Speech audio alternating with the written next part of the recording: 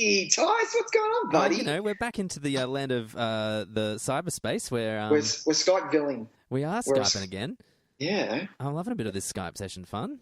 That's not too bad. I actually had a listen just before we were about to record, our bodyguard episode. And it sounds fine. We sound like we're in the same room. Yeah, like we get it's away with it. no big I issue. will say it's not as clean tonight. We have maybe slightly not as great internet connection, but that's all right though. Yeah, you're still coming through nice and clear. No one's gonna it's not like we can't hear what you're saying. That's all right. Hopefully, I do get a little I believe in life after love. Like, you know how the voice goes? Yes. I like that a little bit. Just a little bit. In one sentence. Little robot voice. In one sentence. Anyway, welcome to Nick Tys and Videotape. Yes, welcome indeed, everybody. I am Tyson. I am Nicholas. That is correct. And this is episode 63 of Nick Tys and Videotape. So there's 62 other episodes that you can run down and check on iTunes right now. Exactly. What's your favourite that comes to your head, Tys? What's my favourite? Not your favourite, but one that was fun. I had a really good time recording the Running Man episode. We'll go way back on that one. Way back. First season. First season. Might have been like episode 5 or something. Episode 5, but it was like the first time I think I was like, hey, we might be able to get away with this, I reckon. I had a really good time. Oh, nice. But yes, what about you, man? Mine? Oh, Jesus. Probably something that I didn't think that was going to be funny. So, like, maybe I had more fun on, like, 4 weddings and a funeral. Oh, yeah, good call. Or, part of our popular segment. It's on our list. It's on our list. First volume of It's on our list. St. Elmo's Fire was also St. Elmo's Fire. That was the other one. I actually had a lot of fun on that. That was so hilarious. So if any of those titles just happen to grab your attention, why don't you just go back into the archives and have a little squiz, and I think you'll find something you might like. But today, it's episode 63. And in honour of a cinema release that is out this week, ladies and gentlemen, which is the Ocean's 8 film, the all-female cast version of Ocean's whatever, I guess. Sequel / remake / whatever. However you like it. We decided we're going to have a look back at what is a favourite movie of mine, one of my favourites. Such a favourite. Yeah. It's hard not to love this movie, and that is of course Ocean's 11, the 2001 Steven Soderbergh crime comedy, I guess. Heist comedy, yeah. Heist comedy, yeah. I'd say that. Yeah, why not? Kind of its own genre now, isn't it? Well, I guess it kind of started a bit of a. I mean, it didn't start it clearly, but it kind of reinvigorated a genre that maybe hadn't been around for a little while. We were kind of, Pulp Fiction kind of brought that whole let's make crims cool again, but just the whole idea of the one big heist thing. Yeah. I don't know. Maybe for all I know, there might have been other movies that did this a bit better before then. But there were obviously before. Like you have The Sting and things like that. Yeah, but that's that really was ages ago. The Sting and there's a David Mamet film called The Heist or Heist. But I think is that Gene Hackman? Yeah, that's the one, but I think that's well after this, to be honest. Yeah, me too. I think so as well. But anyway, we'll get to that shortly. Maybe. Yeah, 2001, good year for it. We're going to get onto that shortly, but you can find us on iTunes. You can find us on Stitcher. Where else, Nicholas? You can find us on any social media platform. All of them. All of them. No, apart from Snapchat. We don't do Snapchat. We're too old. Me and Toys are too old for that shit. What are we going to Snapchat? Yeah, and we've talked about that. You don't want to see us naked. No. So, yeah, you can find us on Facebook, you can find us on Instagram, you can find us on Twitter. And if you would like to, you can write us an email at nicktysonvideotape@gmail.com. That's correct. Or on YouTube. I forget and YouTube. On YouTube. And you can send us a request if you would like us to talk about a specific film. Yes. That email address is nicktysonvideotape@gmail.com. Send it through because we'd love to hear from you. But before we go on, shall we talk some trailers, Nicholas? Let's talk some trailers. All right. Yeah. Everybody's talking trailers.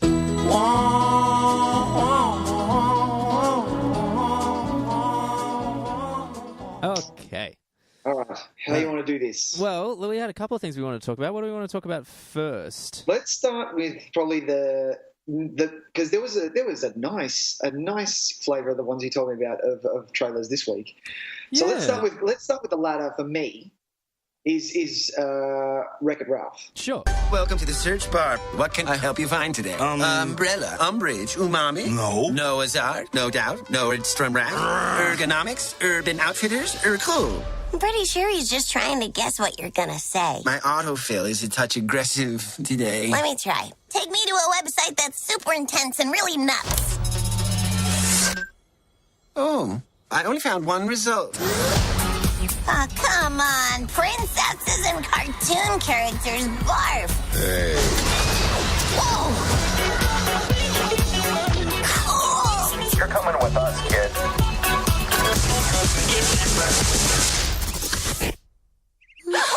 Hi.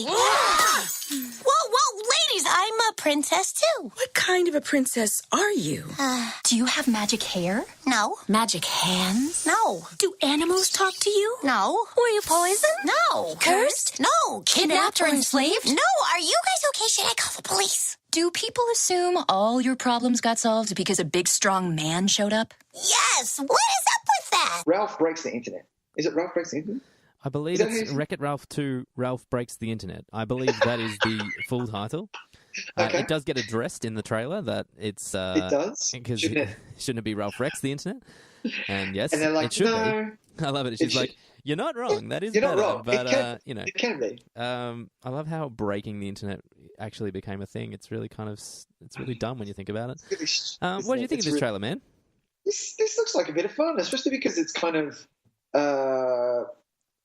taking the characters that we know and love, and it's got that fun type of look back at all the things Disney and internet wise. Like there's a tree full of blue birds, which are Twitter birds, and then you've got a massive thing that is Amazon sending packages away, like all those little tricks and hints. And then you've got the princesses, the Disney princesses. I do love how they go into the internet. I don't know what the storyline is. You get nothing. No, I don't think it matters, does it, at the moment? It's literally exactly. You get Wreck-It Ralph, and what is the little girl's name? Boo. Boo. No, that's Monsters Inc. No, I can't remember her name. 2 seconds. But yeah, they go into the internet and, I don't know, have fun. It looks like a little bit of an emoji type movie. I got real emoji movie vibes from it. And what was really funny is because it's one of those things that I find really hypocritical, is that, yes, Emoji Movie was a terrible idea for a film, and it ended up being a terrible film. But you watch that trailer, and it's essentially the same trailer. Like, they had these computerized characters, or these digital characters, kind of living in a world that was inhabited by all these things we know. It's like they're pointing at buildings going, oh, that's the Google building. Oh, look, that's Snapchat. Oh, look at Amazon. Look, that's Amazon. You know what I mean? And that's what the Emoji Movie was. Yet in the Emoji Movie trailer, everyone was sitting there fucking, oh, this is a piece of shit. It's going to be the worst fucking movie. And you know what? It turned out to be the worst movie ever. But you didn't know that when you only had a trailer. No. And yet people are talking about how meta and clever this is, and I'm like, it's the same fucking thing. The same thing. I was a bit kind of shirty watching it because not that the Emoji Movie is the movie I'm gonna it's the hill I'm gonna die on, but do you know what I mean? I found it a little strange that I was like, well, hey, you didn't think it was meta and clever 6 months ago when somebody else already did this. Exactly. And you're not getting any fun storyline. Like when Wreck-It Ralph 1 came out, I thought it was a little bit of fun, but that's because I'm a video game nut. And like small links to video games of past generations, like Atari and things like that. But this is just like, wow, the Facebook fun field or some bullshit. And I'm like, look, I'm going to pass. It's going to be a pass. Yeah. Apart from... And then, Tys, they show the Marvel, Star Wars, and Pixar section, and I'm like, well, maybe I have to watch it. Well, man, if this is the first film that kind of embraces the fact that Disney owns everything and just lets it happen, then maybe.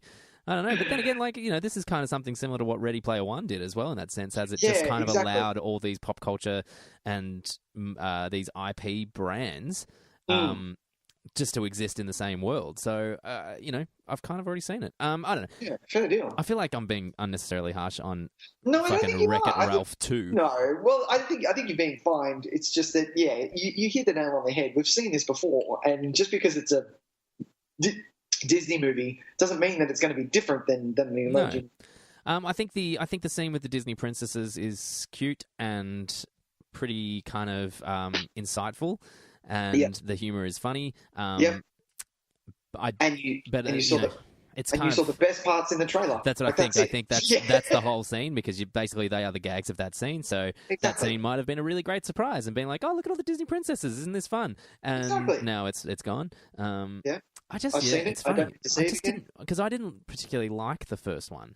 And I think I've got a bit of residual disappointment from that. I think maybe where I'm like, this is not, I know it was successful as a movie, but it was also 6 years ago, 7 years ago now. Oh, wow, Jesus, really? Yeah, 2012, man. So we're talking like 6.5. Like by the time this comes out, it'll be probably 6.5 years. No, that's right, 5.5 years. Was Wreck-It Ralph that long ago? That's what it says on IMDb, my man. Jesus. And so I'm kind of like, why now? Why are we? Do people still talk about Wreck-It Ralph? Do you know what I mean? Does it have any kind of cultural significance? Are people sitting there going, "Oh man, when's that Wreck-It Ralph sequel coming? I can't fucking wait."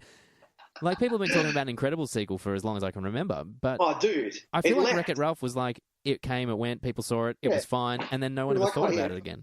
Exactly. Yeah. Weird. Totally hit the nail on the head. Yeah, like, it wasn't a thing. It was like, that was fun, and that was it. But, yeah, no one wanted a Wreck-It Ralph sequel. It was fine on its own. Maybe some people do, man. Maybe I'm just missing the fucking boat on this one.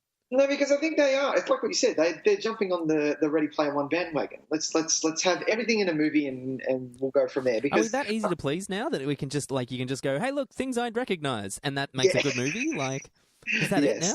For a generation, Tyson, that has their phone on, checking Facebook or social media while in the cinema. Yes. That's a good point. Yeah. What a sad state of affairs. This is for these people. Exactly. Well, fuck those people. Yeah. I'm not interested in that shit.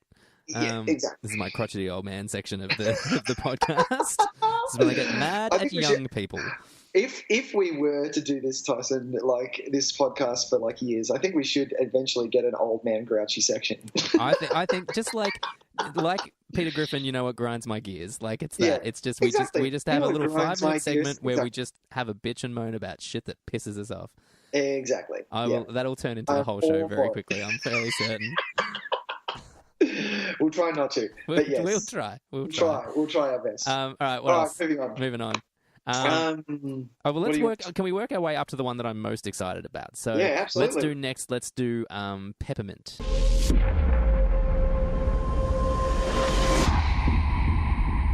Mrs. North,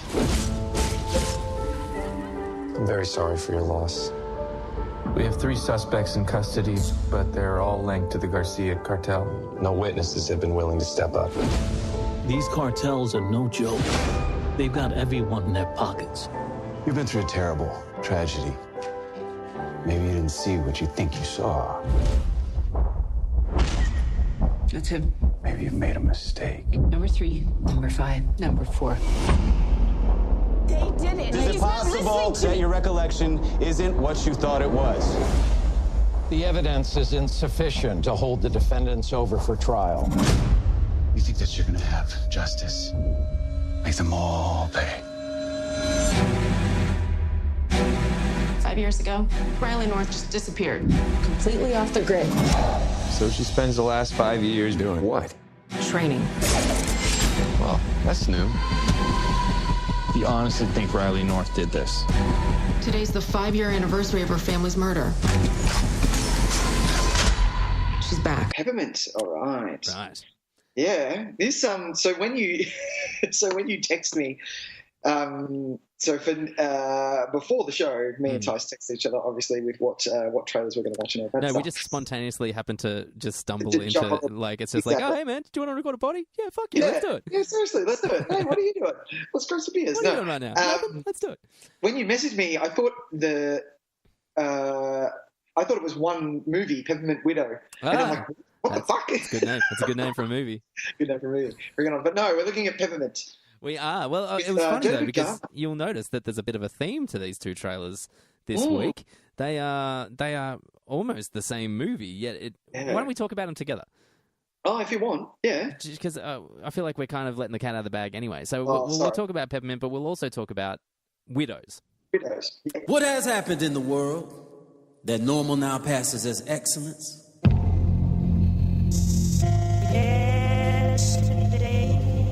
When did we lower our standards? yesterday. We are living in an environment where people are blind. What you don't see, you don't know. Out of sight, out of mind.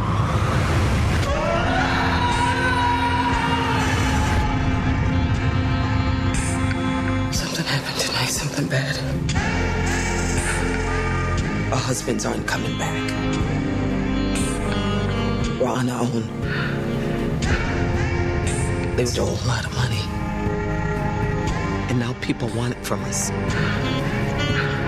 Now the best thing we have going for us is being who we are. Why? Because no one thinks we have the balls to pull this off. So, okay, so the one it's going to be awkward for editing, but so I've played both of those trailers by now. So people will have gotten to hear both of those, right? There you go. So yeah, but there's a bit of a trend going in trailers this week. It is the week of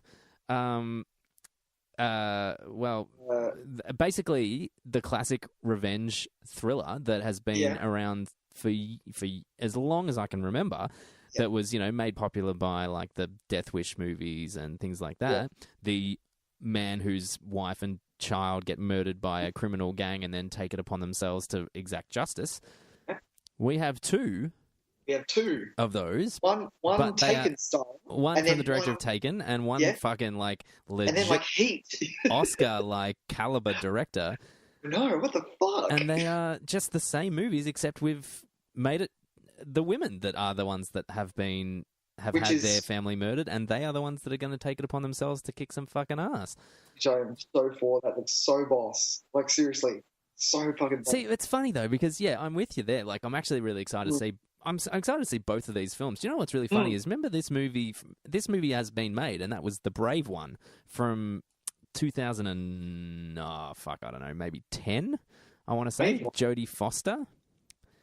Oh yeah! Oh, I never saw it. Right? Yeah, so, Terrence Howard. Yeah. So this is not new. This is not new, but I think it's just tapping into a certain time in the zeitgeist where we're really we want to see proactive, ass-kicking, strong female leads. And so they've kind of gone, oh well, let's make basically a Death Wish movie, but let's put Jennifer Garner as the lead. Fuck yeah. And so I'm kind of, I'm really interested in seeing these because, like I said, we got one that's kind of going to be trashy and... Yeah, very Taken-esque, very... and man, some of the dialogue in that is so garbage in that trailer. Exactly. But I'm all for it. Bring it on. Yeah, what does he say? Oh, she's on fire on social media. Like shit like that, where it's just like, oh, come on, all right. She's a monument. They're making murals of her. Are they really, though? But she's killing all of these people. Yeah, but they don't think that. Yeah, like, oh, come on. I mean, we've seen this 100 times before. I like that it's Jennifer Garner. I think Jennifer Garner...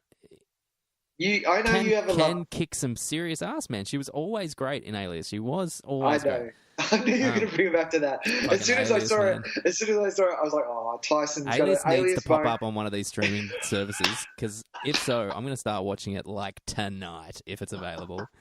That's going to be my new one, because I never finished Alias. I got to season 5, the last season, and I was so distraught by what happened at the end of season 4 that I couldn't watch. Dude. Oh. The season finale for season 1 into season 2 of Alias, I think it's season 1 into season 2, it could be season 2 into season 3, is the greatest cliffhanger in television history. Big call there. Big call. Really? It was mind-blowingly good. Oh, Jesus. No, there's not streaming anywhere. Jennifer Garner. So I'm not a huge... Look, I like her a little bit. She kind of won me back with Juno, I think it was. She might give the best performance in Juno. Yeah. I think she gives the most complex performance.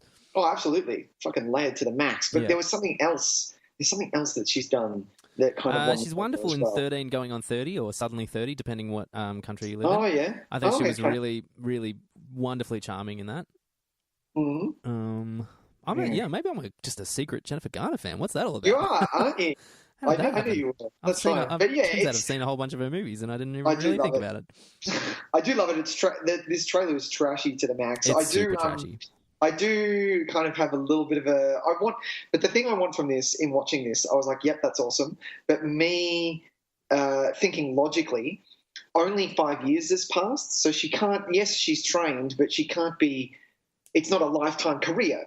Do you know what I mean? So I want some fuck-ups. I want her to go, oh, shit, I shouldn't have done that. You know, I get you. I want a little bit of that. I don't want her to be to the level of... No, but I don't want it to be the level I'm pretty sure she's going to be just... She's going to be Liam Neeson. Yeah. I'm pretty sure they've said, well, how long does it take to get really good at something? 5 years? 5 years? Yeah, let's go 5 years. 5 years. Yeah, fair deal. Because they can't have her come back in 10 years because then, heaven forbid, she's a late 30-year-old woman and studio executives are not interested in that. I love how as well, like when no spoilers here, you see it in the trailer, but when her family dies and the law enforcement are like, yeah, it's 5 years since the anniversary of her family. I'm It's always you could just say any number. It's 2 years, it's 3 years, it's 10, it's 8. I love that she had the poetic kind of inclination to make it the 5-year anniversary. I'd be kind of like, you know what? I'll just train till I'm good enough. Like, I won't set myself any boundaries. If I can kick the shit out of someone in 3.5 years, then I'll be fine with that. That's fine. We'll get it done. If it takes 7 and a bit, that's fine. Imagine if in the trailer the guy's like, it's the 6-year and 7-month anniversary. Exactly. I want something like that. To this day. No, not this day. It was about 3 days ago, though. Okay, it was last Wednesday. We kind of missed it, but that's not the point. The point is she's back. Yeah, but she's back and she's kicking ass. Time zones and stuff. It's all very complicated. But yeah, so on the other hand, though, we have Widows. Oh, which is like insane. Man, fuck, serious. That trailer was good, man. How good was that? I watched it. And then, and I was doing something at the time, so I kind of wasn't paying attention. And then when I got the gist of the whole thing, I have to rewatch this again. For starters, I had the same vibe. Yeah. Yeah. It starts by saying from the director of 12 Years a Slave, and I'm like, what? Steve McQueen is doing this thing? And I'm like, Jesus. Okay, hang on, wait. I need to set myself up. I can't just watch this. Just on a whim, rush watch. I get what you mean. You want to really absorb it. Exactly. Stellar cast in this thing, Tyson. Crazy cast. Stellar fucking cast in this thing. Yeah. And is it 4 or 5 women who... I only really recognised a few of them, to be honest. I might have to have a little look at the cast list just to be sure. But yeah, to give our audience a bit more of a synopsis, you've obviously got... You've got a heat situation. They're... not the nicest guys who pull off heists maybe, and the heist goes wrong and they all die. And they're widows, hence the title. It's 4. Take charge, and because they owe money, take charge and pull off a heist or do something insane. Well, I don't know what they're going to... It's either that they're going to, pull off a heist of their own, or they're just going to fucking... take out the guys? Take them out, real fucking, old school. Just roll up and gun some pricks down. Because man, I was so surprised at how, if you told me the plot of this movie, I would expect a trailer like the trailer for Peppermint. That's what I would expect. But for some reason, it felt so important, and I was like, this is really strange. And I was wondering if it was just because it was in my head that it's Steve McQueen. But I'm like, I'm not usually like that. I can usually separate that and look at it and say, Steve McQueen wanted to make a trashy thriller. But I watched this and I'm like, no, this looks like it's going to have real... it's really kind of asking some questions, and it's going to deal with some serious kind of weighty issues. Got some guts to it. It's going to have some... I think it might have a lot to do with the fact that it's a... do we say Gillian or Gillian Flynn? I say Gillian. Gillian Flynn story. Well, screenplay, at least. Based on the television series by Linda LaPlante. Who's Linda LaPlante? She wrote, all of those British kind of police dramas are hers, are based on her books, I think. Prime Suspect, yeah. Oh, yeah. A lot of Jackie Weaver's in this thing. Yeah, this is getting more exciting by the second. Jesus. And, man, do you know how, out of nowhere, I've decided, and I don't know how it happened, Colin Farrell might be one of my most welcome presences on a screen. I see his face, and I'm like, Colin Farrell, okay, good. I'm okay now. I don't know how it happened, man. I don't know when it started, how it happened, but it's happened. Really? Yeah. I'm gonna shake it up to Fantastic Beasts. Was it Fantastic Beasts? Yeah, maybe it was, because I was just so disappointed that he had to give way to Johnny Depp. Johnny Depp. I'm like, is there a worse transformation? Like, is there anything worse than that? Is to spend 2.5 hours with Colin Farrell and then have to find out it was actually Johnny Depp? There is a worse transformation, and I know it. And it was when Nick watched the Hollywood remake of Into the Woods, and Meryl Streep turned from the witch into nothing. What? And I was like, wow, that was the worst transformation I've ever fucking seen. Oh, all right. I have not watched. You haven't seen it yet? No. Well, why? Seriously? Why would I bother? Yeah, fair deal. Good point. Stay there. Heard it was awful. Exactly. Don't go as far as Benedict Peters. Just watch the Benedict Peters one, and then you're. Oh yeah, she's fantastic. Yeah, it did. But yeah, so this funny story though. Until the end of the trailer, when the title flashed up, because I'd only been scrolling past it and kind of clicked on it and went, oh yeah, this one. I was like 100% certain that this movie was called Windows. And then watching the whole trailer, I was like, "Oh, why are they calling it Windows? What's the like significance of Windows?" And then the title comes up, Widows, and I'm like, "Oh my god, Tyson, you fucking idiot!" Jesus. It was a good moment. It was a really good like. It would have been. I'm a fucking idiot moment. Everyone gets to have one of them every now and then. I quite enjoy them. Absolutely. I don't know what else to say. I'm really excited. Yeah. Look, it's definitely just skyrocketed up to the top of the list, hasn't it? Jesus. It looks badass, man. It looks really intense. Viola Davis looks like she's gonna kick some ass. Daniel Aiello. Yep. Looks terrifying in this. By the way, he looks really intense. Like he's doing. You see Robert Duvall as well. Yes. In there? Oh man, as soon as Duvall popped up, I'm like, oh fuck yeah. I mean, Gone in 60 Seconds own Robert Duvall. I can't wait. I can't believe Steve McQueen hasn't done anything since. It hasn't been that long, has years. it? 2014, maybe, was it? 13. Yeah, 13. Okay, sure. Yeah. Well, I mean, it's a bit of a stretch. It takes time to get together, especially if it's something that you're really passionate about. He doesn't do anything lightly, and I like it. No, and I feel like there was a fair distance betwing Hunger and 12 Years a Slave. 12 years, yeah. Anyway, so have you watched 12 Years, Tys? Yeah, absolutely. Jesus. Yeah, it was something else, man. Full on. I don't know if I'm going to watch it again anytime soon, but I bought it. I'm like, you know what? No, I need to give that movie its due. Sure. I will. I'll eventually get there. It's one I've thought about buying, and then I'm like, and then that's the thought that comes over me. I'm exactly. Like, when am I ever going to go? Oh, hey guys, let's watch 12 Years a Slave. And it's not.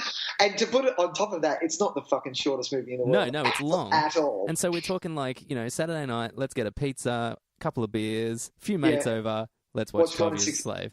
Or Gone in 60 Seconds. What are you going to choose? That is what's wrong with the world, Nick. You're definitely exactly. You're not going to watch. What is wrong? Look, chuck on Moonwalker. It'll be fun for everyone, okay? Chuck on Moonwalker. Hey, guys, what do you think? Moonwalker, 12 Years a Slave. What do you reckon? Everyone's looking at their watch going, yeah, look, it's late. I think it's... Oh, yeah, it's getting late. I think I might call it a night. Yeah, fair deal. All right, well, we've obviously covered them better than anyone else could have covered them, so why don't we... I think we've gotten everything sorted.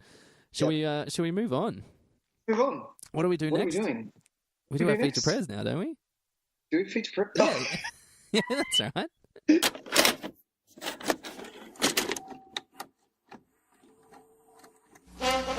And now for our feature presentation.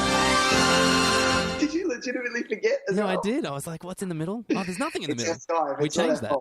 Skype Vision's got us crosswired. Well, I like it. We've stuck to a really good time limit too. I'm really happy with how we're going. Okay. I like it. All right, so this is let's move on to our feature presentation. Feature press, here we go. All right, here we go. All right. So I'd like to start by saying that my DVD started, Tyson, with DVD, see how good a movie at home can be. And I was like, this wow. is your television on DVD. And I was like, shit, this thing is ancient. That made me cough. Turns out I can't do techno noises anymore. Clearly. But yeah, I was like, wow, I've had this DVD for a while, clearly. Because I wasn't going to stream it. I was like, no, I want that because it's got a nice. I love a good menu screen, Tyson. I'm a sucker for a screen, and it pisses me off. Sam loves it. She doesn't. She hates it. Every time I'm like, what the fuck is if a menu screen is done badly by just showing the money shots of the fucking film? Oh yeah. Oh God, it pisses me off. I'm like, who's on Who's on doing menu screens, man? Who's on that? Well, I feel like there's this thing where they like, if you own it, it's like, well, you must know what happens in the movie, and it's like, hang on, yeah, no, not at all. I blind buy quite a lot of stuff. Exactly. There's a lot of stuff that I have never seen that is sitting on my shelf because I bought it because I was like, yeah, I'm going to want to watch that at some point or another. If I chuck it in the DVD player and the first thing that pops up is like someone dying in somebody's arms or something, exactly, I'd be pissed. Exactly. Well, I actually watched this on Netflix. On Netflix? Yeah. I haven't been using my Netflix much. It's a bit of a fucking waste of coin, really, when you think about how, like, if you don't watch, like just get rid of it. 3 movies a week, it doesn't really work out, I don't think, value-wise. Sell itself. Yeah. Anyway, that's a story for another day. It was really nice to watch it in HD, though, to be honest, because I'm the same. I've owned it on DVD forever, and that's the only way I've watched it. And this is a beautiful looking movie. Like, it really is. Damn. I'll go back and watch it like that then. Yeah, bring it on. What, on the old crusty DVD? Yeah. No. High def, my man. High def all the way. Where it's at. All the way. Watching this, though, made me want to watch Ocean's 12. Now I want to do all 3 of them. Me too, actually, yeah. Especially because just of how, and we'll get into it, the banter, it's just a pleasure to watch. It's not hard work. You have a little giggle here and there. Sometimes a massive laugh comes out, which I'll talk about later. Yeah. But it's just a pleasure to watch. It's not hard. I would be hard-pressed to think of a movie that is more enjoyable to just sit and have on. Do you know what I mean? I can't think of anything with a greater rewatchability. I can't think of anything that makes 2 hours go as quickly as it does. Like, it's really? So, like, you've got to think about it. Like, you know, it seems kind of like it's lightweight because you come away at the end of it and you go, oh, that was a bit fun. And then you might, like, for instance, if you were giving it like a star rating, I think, like, you know, most people would kind of say, oh, look, it's a solid 3.5, 4-star movie, right?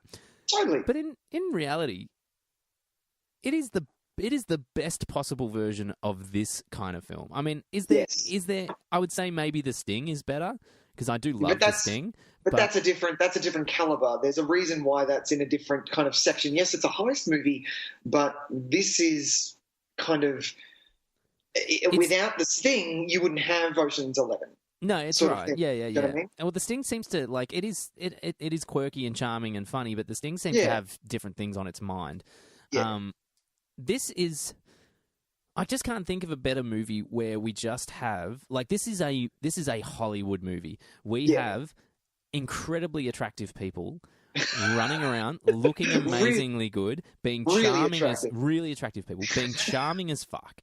Yeah. And 2 hours later, all I want to do is hang out with them. I want to be their friends because I would like to go to Vegas and plan a card game, wear a suit. And, you know, pull a heist off just casually like that. And that's kind of, isn't that what, like, that's kind of what the old Hollywood superstar kind of model used to be. It was these kind of, they would just throw, you know, this, and we're not even talking like classic, like 50s or anything yet. I'm talking like late 90s, mid to late 90s. You just put 2 of the biggest stars in a movie together. And and your work is done for you. You know what I mean? It's done. People will see that because they're like, "Oh my god, I get to go watch, you know, Tom Hanks and whoever, because it was always Tom Hanks playing in a movie together." Bring it on! Bring it on! I'm there. I'll be there. I'll see you opening day. And this feels like one of the last kind of real, true kind of examples of that, where it's like, "Hey, you want to see Julia Roberts, George Clooney, Brad Pitt, and Matt Damon all hanging out together?" But the thing was, it was one of those first collaborations where the cast list was massive.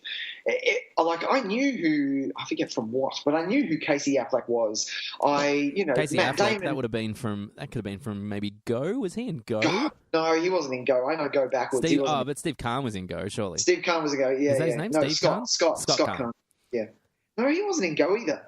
Casey Affleck was in 200 Cigarettes, though, wasn't he? Yes, I knew him from that. You've got all of these people who have just come, like Don Cheadle and Julia Roberts, and Don Cheadle might have been fresh. Oh no, Don Cheadle was in Out of Sight as well, so I knew him from that. Yeah. But you're right though. It was one of the first times I think I was fully aware of, Good Will Hunting. He was in Good Will Hunting, of course he was.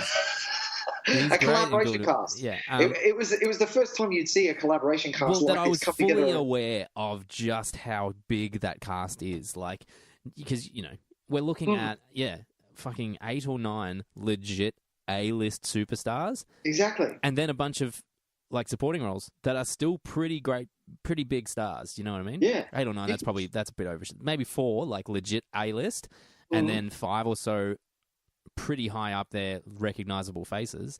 Yeah, and absolutely. Yeah, it's a slightly overwhelming experience at first because you're like, oh my god, look at all these people, look at all these wonderful people that I love. Oh, it's so good. It is so good. But it's a little. When I was watching it, even though it took me a while, the only thing that I'm like, because 2001 was a while ago, Tys. It was a while ago. 2001 was a while ago. The only thing that's a little bit dated is the, where did I put it? Oh, was the costume and hair.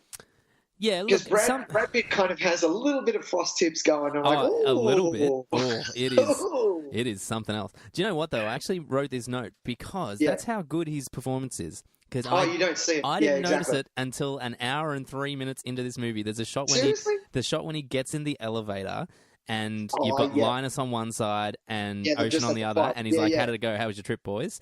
And the way the light's hitting the top of his head, it's just all tips. Yeah, and I was like, that was the first time, and I'm like, holy shit, he has been in this movie a lot, and that is the first time I've noticed it. He is so fucking charming in this movie. Whereas George Clooney, on the other hand, just looks fucking timeless. Coming out for the start, and which I love. Tys, if I ever, and I've wrote this down, remind me if I ever go to prison to put on a tux before I go. Yeah, no because shit, man. You walk out in a tux, and he just looks, and of course, the tux is Hollywoodized, so it's not wrinkled. There's nothing wrong with it. It hasn't aged a day. Do they dry clean your clothes? I don't know much about prison, but if you go in wearing something, do they just chuck them in a bag and throw them away for years, or do they dry clean them and then bring them back to you, or leave them with your possessions and then so you get a clean? He would have had a clean suit. He wasn't putting on a suit that's been sitting there for 3 months in all the sweat and shit. I think because you're a criminal, Tyson, I think they don't give a fuck. But there's certain human rights. To put on a clean piece of clothing. No? Okay. Maybe I'm just. I'd be a very friendly warden. I'd be the nicest warden. Oh, can we get his top dry cleaned? It's a little scrubbed. I think it needs a bit of love and care. Even though he's a fucking rapist and has killed. Exactly. Oh, how many people has he killed? Oh, yes. Well, maybe just a quick wash then. And is he getting out? Oh, he's getting out in the year 2080. Oh, okay. Well, chuck that in my diary. The day before, I would like to have some of his items washed. He may be 80 when he's coming out, but get him washed. Get him washed. Yeah, exactly. Yeah, I don't know how to attack this thing, my man, because I know it's kind of all over the shop, isn't it? It's just such a because this will be a bit of a love-in. I mean, there's no. I don't want to give a spoiler away, but I struggle to find much wrong with this film. I think occasionally there are some dialogue moments that aren't as strong as others.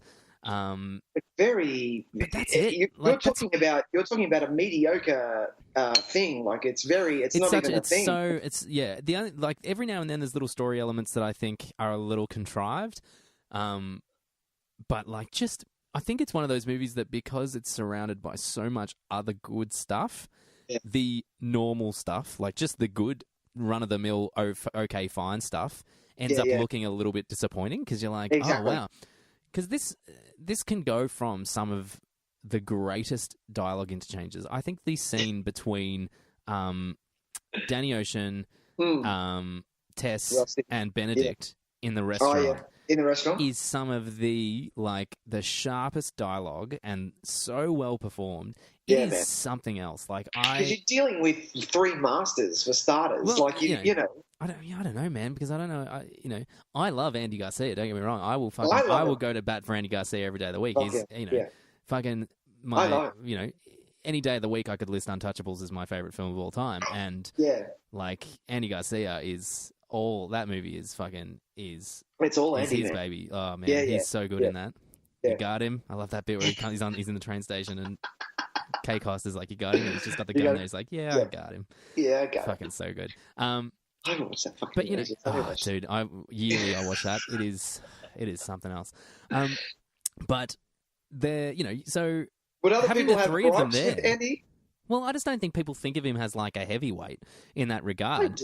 It's Andy Garcia. He's just like, it's Andy Garcia. Whatever, man. He was in Geostorm as President Andy Garcia.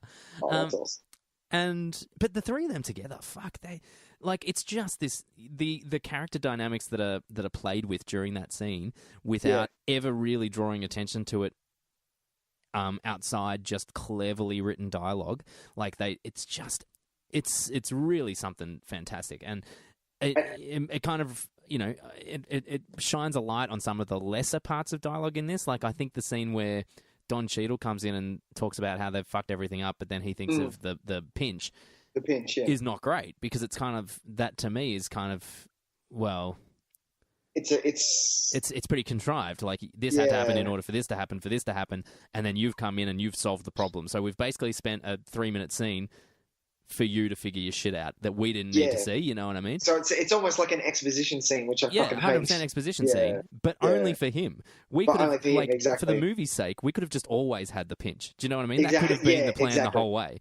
But so so stuff like that I kind of go, well, that's disappointing because it's surrounded by this amazingly good character-driven, clever dialogue.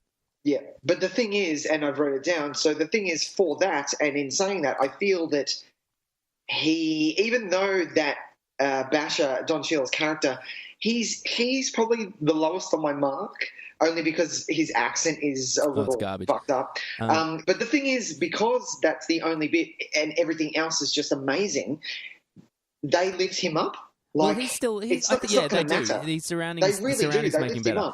But he's also a really enjoyable character to spend time with still. His accent isn't great. But the little bit where he scurries away with Brad Pitt and he's like, they didn't see that shit coming, it's still really funny to me. Like, I laugh at that every time. I love it, not that we're talking about it now, but I love how they build on his character in the second one. And I love his character so much more in Ocean's 12. Well, that's what I say. By the third one, I'm a huge fan of Basher. Like, I really am by the third one. Yeah, exactly. Whereas, I love that. In this, you don't get that real kind of like that very interesting personality. You don't get that too much in this first one. He's probably like for who should be on like he should be on par with like Matt Damon, I think. Yeah. Whereas he ends up sitting more with like Casey Affleck and Scott Caan. Exactly. Yeah. And he shouldn't be. He should be. You're right. He should be up there with Matt Damon. He should. Yeah. How is that? It's my favorite, and it's because of this movie that I look at Topher Grace this way. It's one of my favorite introductions. I like that every single character in this movie gets a nice chunky introduction to them, and it's what makes you care for these characters. I wrote the exact same note. I think that this is a 2-hour movie, right? And a good 45 minutes of it is spent. Just getting to know these people. I reckon it's about 35 to 40 minutes before they are at Elliot Gould's pool house or whatever it is. Yeah. And when they outline the heist, I would say that's probably 35, 40 minutes in. Yeah. And the hard work of this movie has been done because they've taken the time to actually have these really clever, really fun, and very insightful character introductions. We learn a lot about all these characters in those little introductions. And not a lot of movies need to take kind of the hint from this because you're not going to get this with every other movie that doesn't do this. You're not going to care about their characters. No.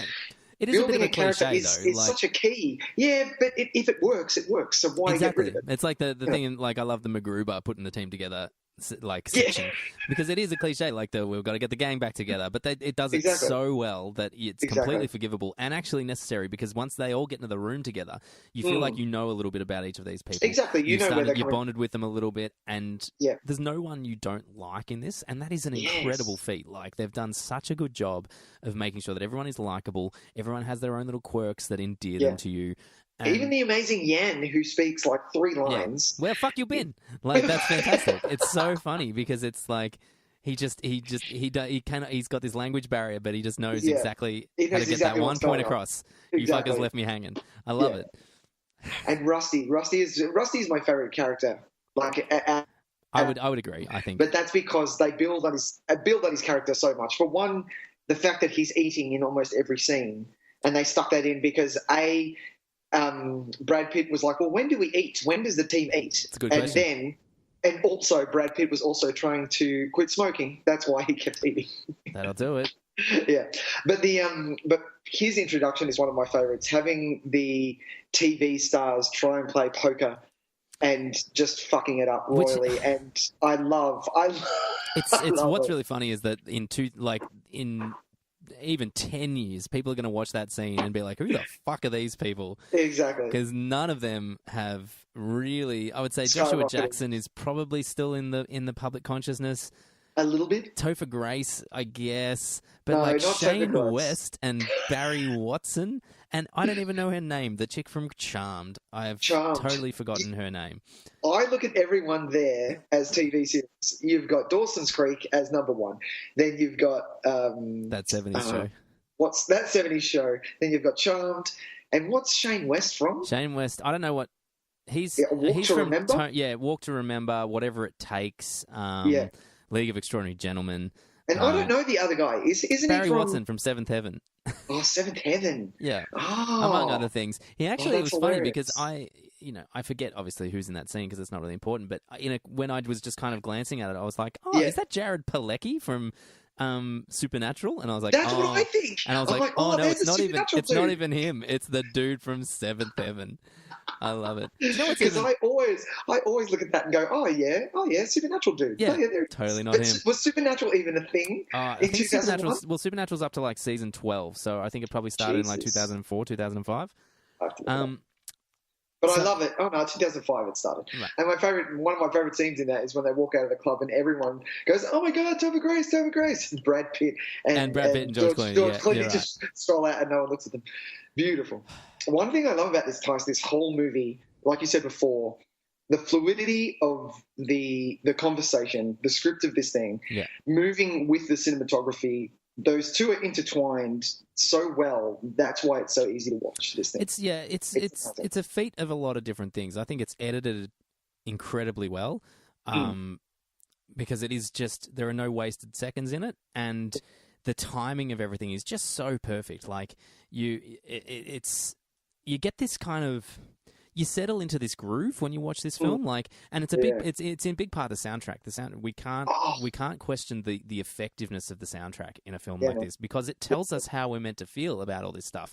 Because there's a lot of times during this movie where you have to kind of reflect on who these people are, and so I was thinking every now and then about someone like Saul, right? Yeah, Saul's been in the biz for a very long time. He seems like probably a really sweet man.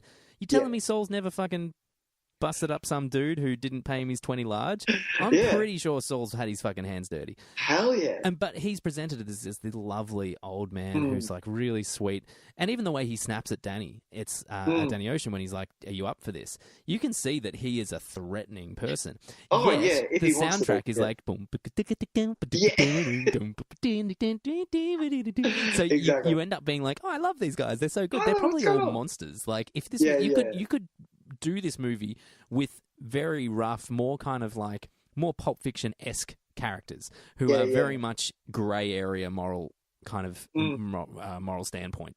Yeah, that's true. But especially the score, the screenplay to a degree, but the score, the editing, it all tells us that no, we're having a good time. It's cool, man. We're just in Vegas hanging out with some dudes. Just chilling, having a good time in our suite.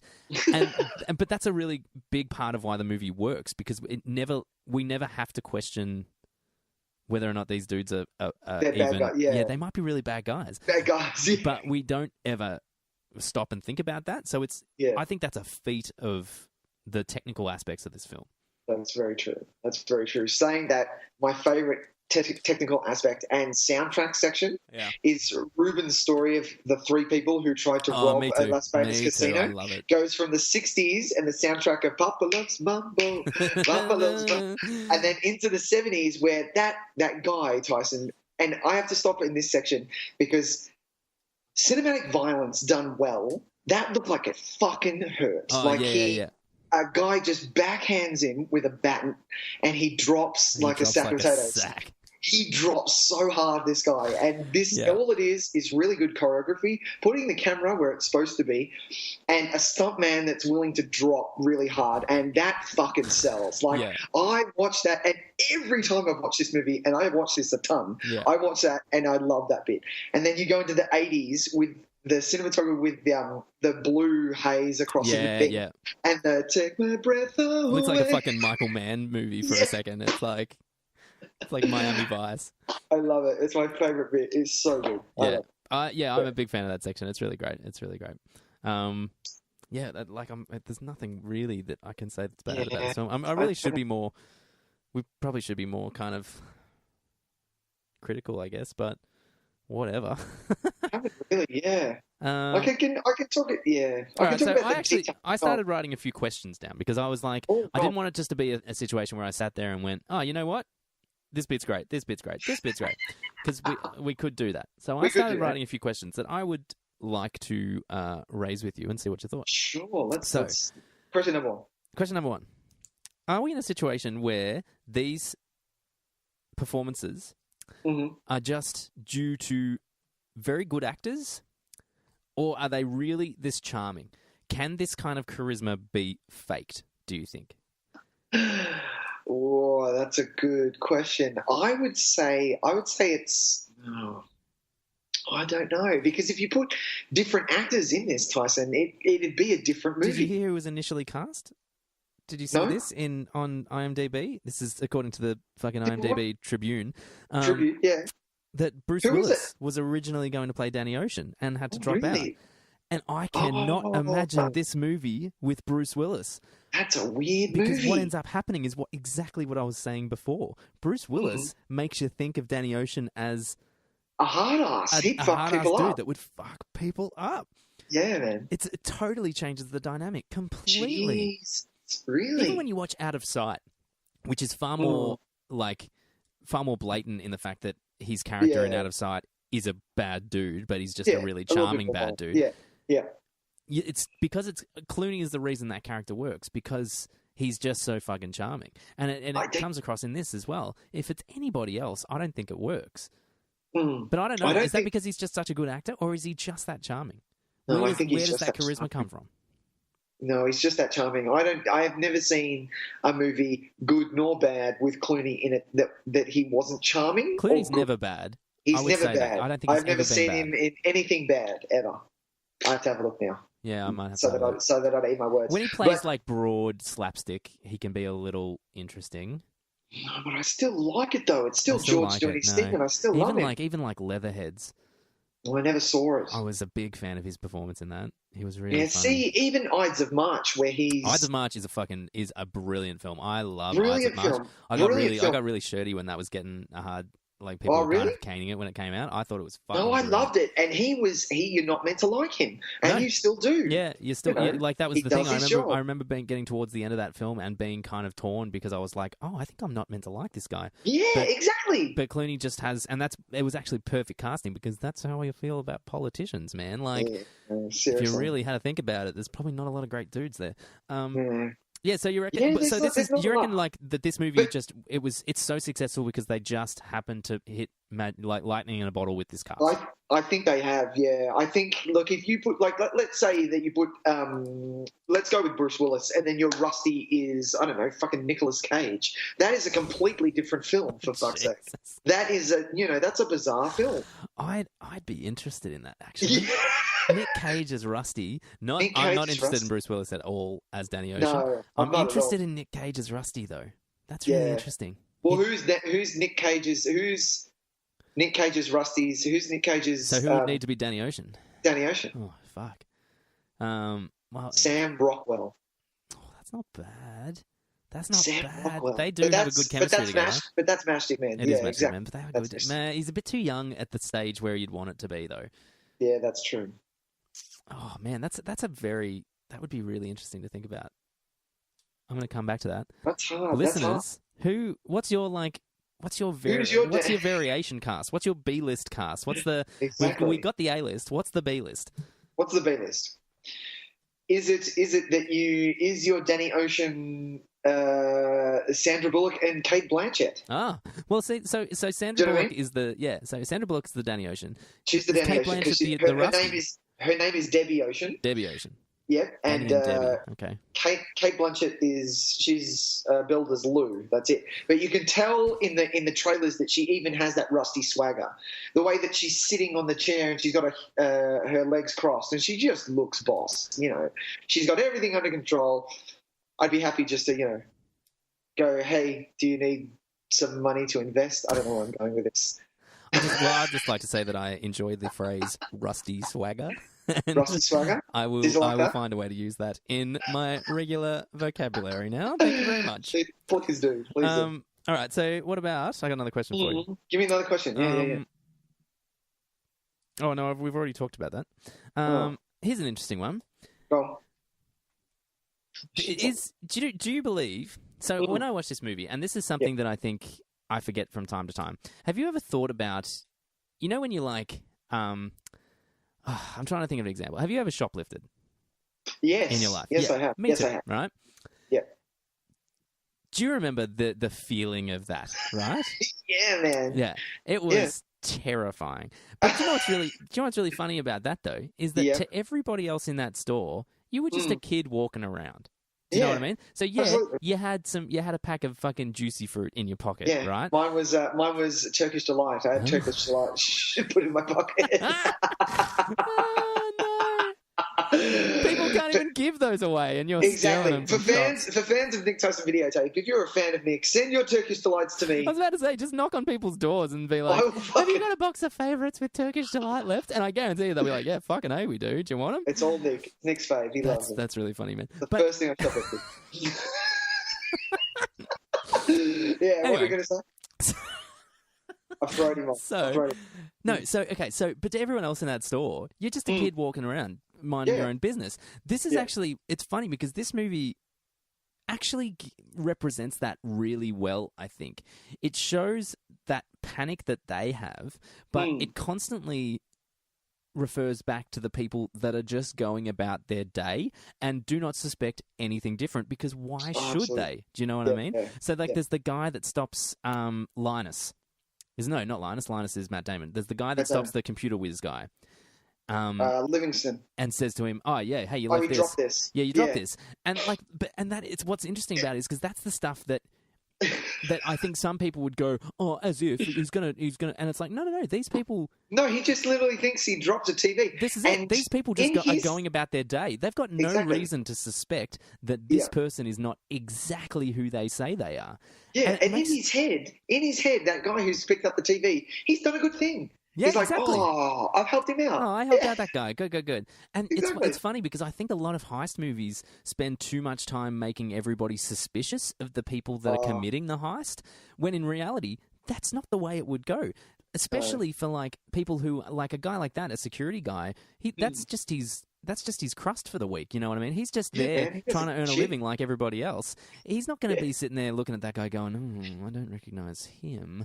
Exactly. And then suddenly... And especially because he's already backstage, so he must already have keys. So I'm like, and like the guy who's like, oh, just guys, if it happened, just remember your key. It's as simple as that. I love that. And that's it. That's what it would be like. If two fucking numpties like that came up to you and were like, oh, I didn't remember my key, you'd just be like, guys, just fuck off. I'll use my key. I love it. Just go away from me because you're busting my chops. I've got 2 hours left of my shift. Can you just fuck off? Yeah, exactly. And it's funny. Exactly. Yeah, I love how this movie kind of taps into that, and they really show that in a way that I don't think a lot of heist movies do. That inherent lack of suspicion that human beings have. We're only suspicious because we think we have to be suspicious. If we're given reason to be suspicious, we will be. If we are given no reason, we're generally very trusting as people. You know what I mean? Yeah, exactly. So I like that movie this movie for that reason. That was meant to be a question, but it turned out to be more of a statement. It was good.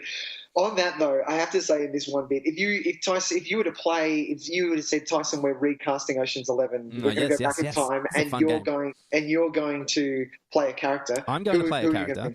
You're going to play a character.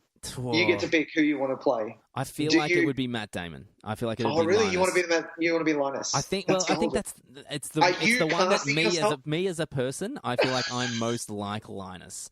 He's a bit jittery. He's Like, he's not really cool enough to be like the Brad Pitt and the George Clooney. They kind of give him a hard time because he's a bit square. But when it comes down to it, he gets the job done, my man. He does. I love his line where he's like, he's got an offense list as long as my... it's pretty long. Because I just love that he's trying to improv and he's got himself caught in a situation where it's like, oh shit, well, I can't finish this gag. I can't say penis. I'm just gonna stop. Well, I'm backing this one up. I'm just backing it right up and just not going through with it. I love it so much. Oh, that's hilarious. I do love him. And Linus gets better in each sequel. Like, he just gets, and in 3, like, you didn't think that Ocean 3 was going to be any good, but you watch that for Linus because he's just messed up and funny. I really enjoy him as a character. Like in this one and as it goes on, I think he's a really strong character. Yeah. What about you, man?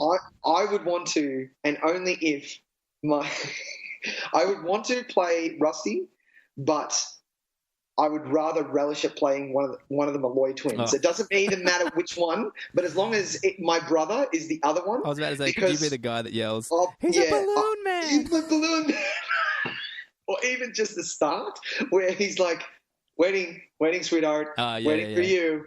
Go, little girl, you like it? And I just love it. I love it so. That makes me laugh out loud so much, that introduction to the Malloy twins. It's my favourite. So, yeah, only those two, only because I would love to just, in a public place, just start a really fucking loud argument with a really massive thing of balloons. I think that is the closest this thing comes to pushing credibility, I think, in terms of what you could get away with. Because I'm pretty sure it's kind of like it's like saying something sus at an airport. Something like that happens. It's not a conversation. It is get those fucking balloons out of here right now. You're not coming. And you guys come with me. Yeah.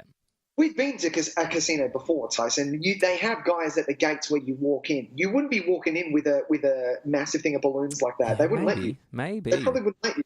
But then again, I haven't been to Vegas. Maybe it's different. It might be different in Vegas. I've never been. I can't wait to go. It's a big part of like this movie's enjoyment for me in a big way is my fascination with Vegas. Oh, really? Yeah. Just fascinated with Vegas. I'm so excited to go there. Really? All right, here we go. I'm going to throw it out there. I want to go, but I want to go for a different reason. Anyway, keep going. Nick Cage as Rusty. Nick Cage is Rusty. Are you ready? What about my man K-Cost for Danny Ocean? Oh, K-Cost to Danny Ocean. And we're talking like 1998 casting. Oh, really? So that'd be quite good. Like kind of because K-Cost Postman era K-Cost.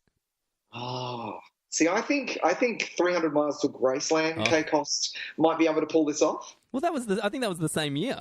I think that was 2001. I think he could have done. I think he could have done it then because I think Postman era K-Cost couldn't have done Danny Ocean. But maybe I don't know. He's a strangely charming man. But that is good. I do like that. What about for Linus? Mm-hmm. Pauly Shore. Okay, I'm going to have to draw the line there. But if anything, Pauly Shore can play. The juice. Is that what he says? Wheeze the juice in. Wheeze the juice in Saint Man. Yeah, wheezing the juice. Wheezing the juice. Yeah. Do you have any more questions? I want a question. Yeah. Okay, I got one more question. What do we got? Okay. This is a great one. This one might take up the rest of the fucking podcast. Oh, Nicholas. Oh, give it to me. What? Give it to me. What is their plan? What happens? Because I've seen this movie about 45 times. I knew that this was going to happen. I have no fucking idea what happens at the end of this movie. I can talk it through, but I will hit roadblocks. I'm 100% certain. I don't think it makes sense, and I don't think it matters. But it does make sense. It doesn't really matter. So the crux of it is that Here we go. I'm getting comfy. Ready? Here we go. I'm not going to start off big. I'm just going to give you the dot On a cool September afternoon, Danny Ocean was born. Exactly. So when the SWAT team arrives, that's where it gets really hairy for me. Yeah. Which is them. So there is no other SWAT team. Yeah. They are the SWAT team. They take out all the money. That's all you need to know. They're the ones you don't see it, but they've already taken the money as the SWAT team. They're all carrying 2 bags each, right? Yeah. But what the other guards have taken is just flyers and bullshit, in another car. And what has blown up is all the flyers and nonsense. So and their makeshift vault. Yeah. So that. So. Go on. You know when they leave the cameras on, right? Yep. And it's just they're not actually in the real vault, are they? So you know how they when they leave the cameras on. You know when it cuts. So you know how the camera is clean, and then it cuts to turn on your watch your monitors, and it cuts to the where there's all these people packing up bags and there's guards on the floor. That's the fake one, isn't it? That is, yeah. He's cut to the fake one. So nothing has actually happened at the real vault until after he already thinks it's happened. Yes. Because they need the manpower, plus the SWAT guys who are coming in are bringing the bags. Because no one's watching SWAT guys. Because they're bringing bags full of flyers for lookers. But Linus and Danny are breaking into the real vault, though, in all those scenes. Yeah. Yes. So they're just if they were going to send the SWAT in anyway, did they need to go through all that? Yes, because they needed to bring out the money somehow. That's how they bring out the money. Okay. They bring. You've lost. Yeah, no, but because what. So you're telling me, because this might be the flimsiest part of this movie, I think. Oh, absolutely. You're telling me that if all Benedict had to do was go down to poke his head around the corner of the room and look at the vault, the whole plan would have fallen to shit. Fuck yeah. Yep. That's pretty funny. Yeah, that's pretty funny. They did look. They do an excellent job of playing against Benedict's ego. Like they actually, it's cleverly put together because he's a character that thrives on his kind of hubris, and so I think by playing into that and saying, well, of course the technology is correct because it's technology he chose and he monitors and he only has the best.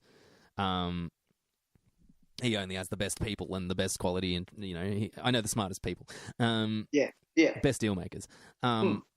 So they do a good job of playing that against him. But that just seems like a real gamble, though, doesn't it? Yeah, that's the thing. That's the scary thing. You're like, oh, really, really? Okay, sure. But it does. It works. It works. So that's the thing. Hang on. So that's what's fucking with us. Is that the fake? It's because I always thought it was the other way around. It was that when there was nothing being shown on the thing, when it was just a plain vault, I thought that was the fake vault, and they just had the camera set up on that, and so all the action you see is the real vault. But they actually switch in between. Is that what you're telling me? They go from the fake one to the real one, back to the fake one. Yeah.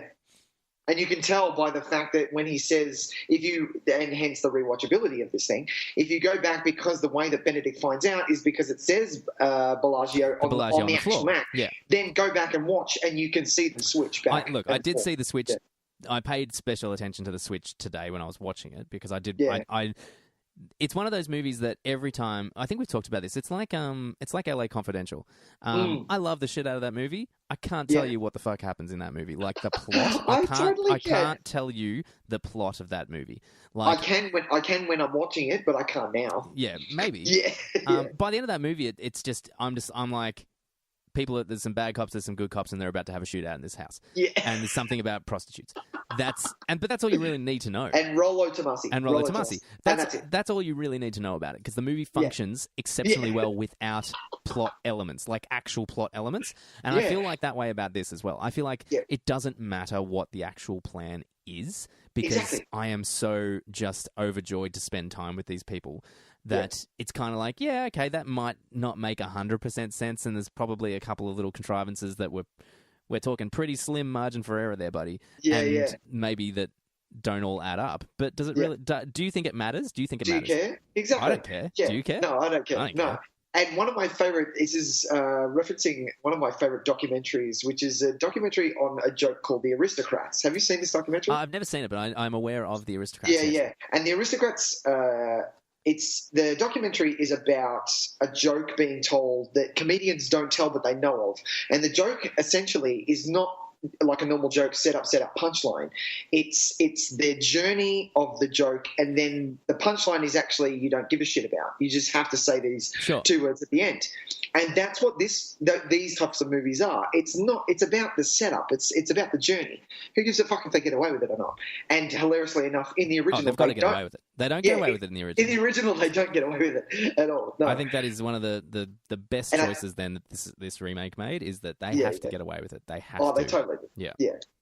And they do it so well, though. Like, it's such a well-written thing with the fact that Danny Ocean goes to jail again, and he thinks that it's him and all that stuff. I love that he's. I love that. It's really kind of great that he's willing to just.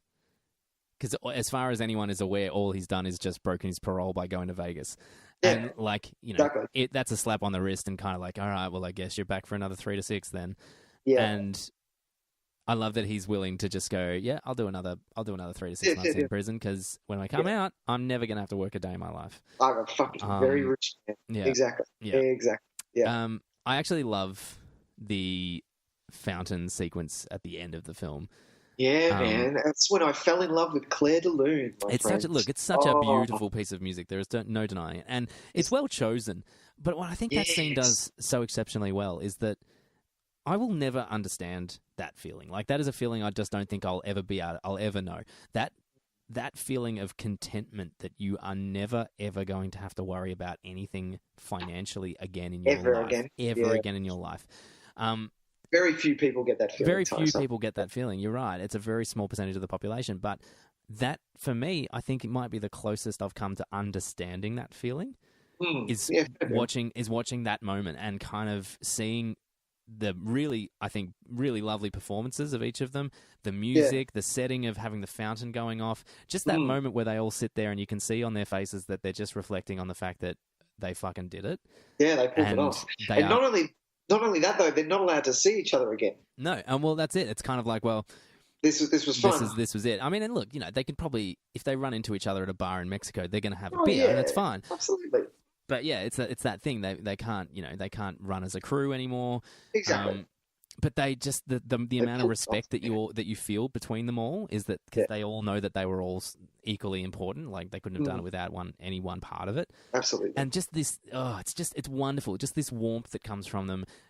I think it might be the closest to representing that feeling, because, you know, I've watched a lot of movies where people like win a bunch of money, or, you know, something like Brewster's Millions or some shit, you know, and it never quite captures it. And I think this gets really close to that. Yeah. Or to the best of my knowledge. Brewster's Millions. Is that John Candy? John Candy and Richard Pryor. Richard Pryor. I love that movie. It's all right. I don't remember it being. Like, I haven't seen it since I was like 12. I know that isn't the premise of that he can buy one of anything, but it can only be one? No, so the premise is... And he has 24 hours to do it or something? He is gifted from his rich someone or other $1 million, and he has 48 hours, I think, or 24 hours to spend that $1 million. Yeah. But you cannot buy anything lasting.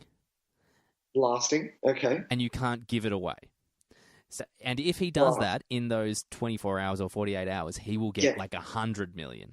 Jesus. So he basically is just like, well, what am I going to do? I'm going to throw massive parties. I'm going to like elaborate spending. And then the one bit I remember mostly about that is that John Candy is his friend, and he takes a bunch of money and goes and buys a bunch of lottery tickets with it. And he wins like another 3 million or something. Serious? And John Candy's so excited, and Richard Pryor's like, what have you done to me? Et cetera, et cetera. That's hilarious. Brewster's Millions. That's all. John Candy, man. John Candy. I have not watched a John Candy movie for a long time. What should I watch? You should watch, my friend. No. You should watch, because you said the other day that you haven't seen a John Hughes film. It may not be his most well-known, but you haven't seen Uncle Buck yet. I've never seen Uncle Buck, and I don't know how I got through my life without seeing Uncle Buck. I honestly cannot tell you how that happened, but I have not seen Uncle Buck. That is just a massive puzzle piece out of my childhood right there. Like, that is huge. I should have seen it. I just don't understand how it didn't happen.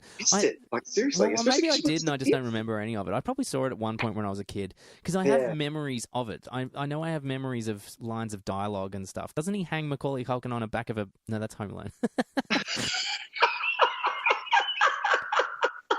Oh, doesn't he hang him from his jacket on the back of a door? No. What does he say? Isn't there a line? Macaulay Culkin has a line. There's like a famous line. Yeah, they have that quick thing. They're sparsing with each other at the table when he goes. It's like there's a really famous line from it. It's Jesus.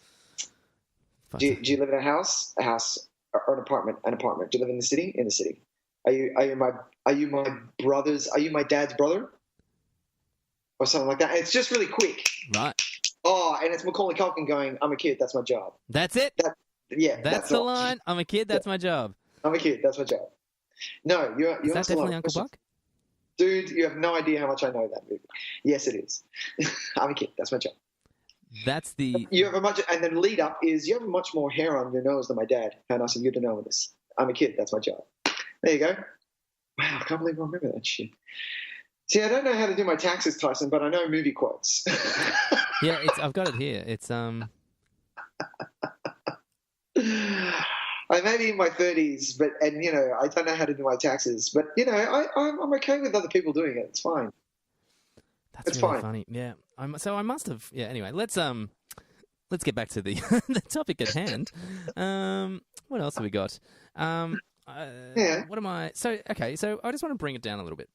Oh, go on. Because there is. Because I've got nothing to say. I don't have a bad word to say about this. I don't have. No, I'm not bringing it down as far as like negativity. I'm bringing it down in the sense that is there secretly a sadder movie that exists under the surface of this? Because there is a really interesting line. Did you notice the line when Linus says to Rusty when they're talking about something and he says, "What are you, suicidal?" And he stops for a second and says, "Only in the morning." Yeah. And I was like, "Oh, that's kind of sad. Like that's like Rusty is he kidding or is he putting on a veil of like comedy to cover the fact that he is not living a fulfilling life and he's really struggling with that?" Well, you could go it that way, especially because looking at the start, especially with his introduction, he is bored out of his brains. He doesn't have a goal or anything. Maybe he's waiting for Danny Ocean to get out of prison. Maybe he knows that, or he can't be because he doesn't know that. Otherwise, he would have known that Danny's getting out. It's funny because it's like that whole thing, like because they definitely glamorize. Not just like thieving, but they glamorize the Vegas lifestyle in this movie. I think. Vegas isn't fun in the daytime. I would imagine not at all because I imagine it would be kind of disgusting. And I think there's part of that as well. Is that kind of the way it highlights the magic of evening, like the magic of the nighttime, how everything. When the cold light of day suddenly reflects on all your problems and all your drawbacks and all the things you didn't do in your life. It's a massive hangover, but man. But then the sun goes down, those lights of Vegas come up, and suddenly anything is possible. Exactly. And that's a little sad. I think it's a little sad. Yeah. And I was like, oh man, I think I might have been misjudging Rusty's character this whole time. I think he's like crying out for help a little bit. Like it's the whole thing when she's like, we need to get Rusty a girl.